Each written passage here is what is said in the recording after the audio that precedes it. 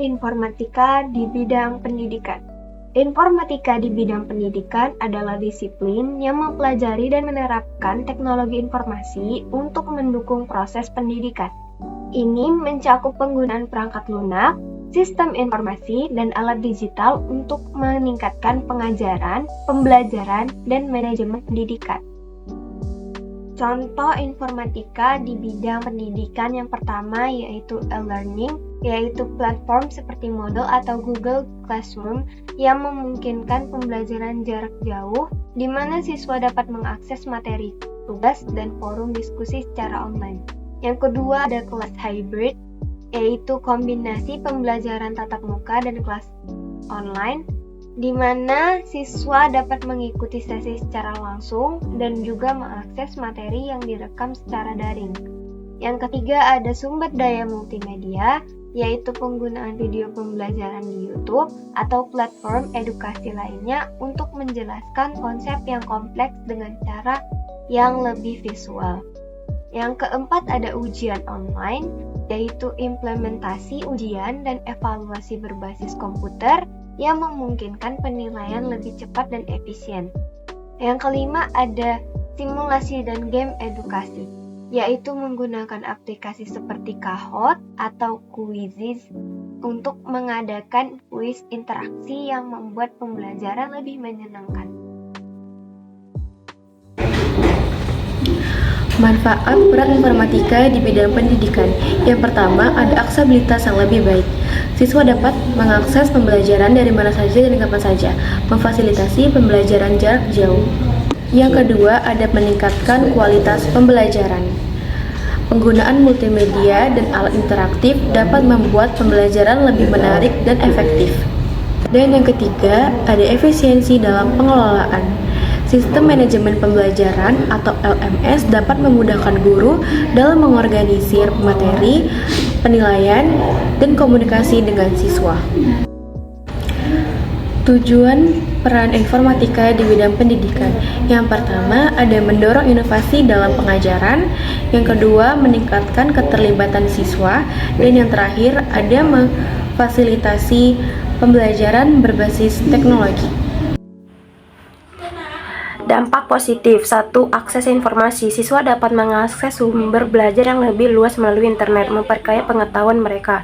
2. Mempelajari yang lebih interaktif. Penggunaan multimedia dan alat interaktif meningkatkan ketertiban siswa dan membuat proses pembelajaran lebih menarik. 3. Keterampilan digital. Siswa belajar menggunakan teknologi yang relevan, mempersiapkan mereka untuk dunia kerja modern. Dampak negatif. 1. Kesenjangan digital.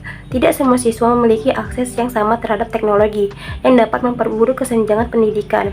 2. Ketergantungan pada teknologi. Siswa memungkinkan menjadi terlalu bergantung pada alat digital, mengurangi kemampuan belajar mandiri dan keterampilan dasar. 3. Risiko keamanan dan privasi. Pengelolaan data siswa dapat menghadapi ancaman privasi dan keamanan jika tidak dikelola dengan baik. Informatika di bidang ekonomi.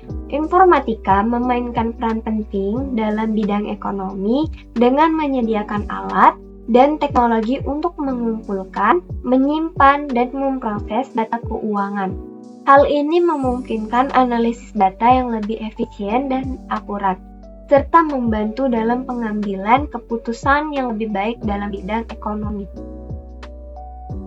Informatika di bidang ekonomi, contohnya yang pertama e-commerce platform, yang kedua analis data pasar, yang ketiga aplikasi perbankan digital, yang keempat sistem peramalan penjualan, yang kelima crowdfunding platforms.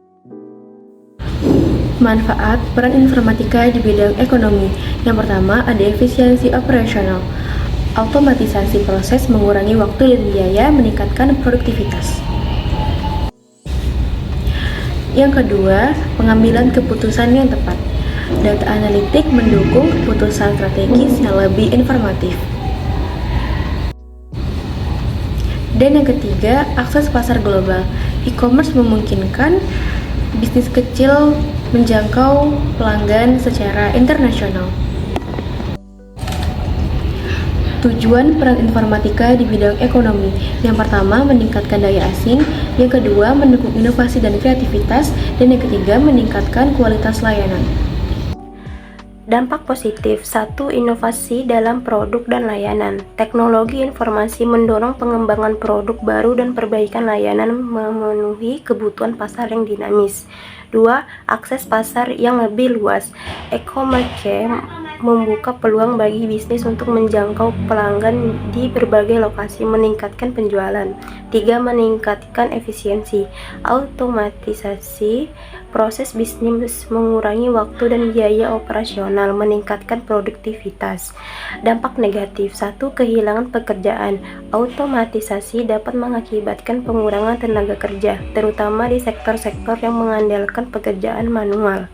2. Ketidaksetaraan akses. Tidak semua individu atau bisnis memiliki akses yang sama terhadap teknologi informasi, menciptakan kesenjangan digital. 3. Risiko keamanan data. Peningkatan penggunaan teknologi informasi meningkatkan risiko kebocoran data dan serangan siber yang dapat merugikan perusahaan dan konsumen.